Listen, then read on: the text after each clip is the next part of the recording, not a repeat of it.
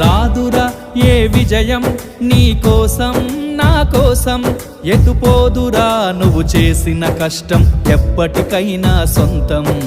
కాలంతో పయనించేవాడికి కానిది ఏముంది, సాధనతోనే సాధ్యమవ్వునని సదాశయంతో సాగర ముందుకు. రాదురా ఏ విజయం నీ కోసం నా కోసం, ఎటుపోదురా నువ్వు చేసిన కష్టం ఎప్పటికైనా సొంతం.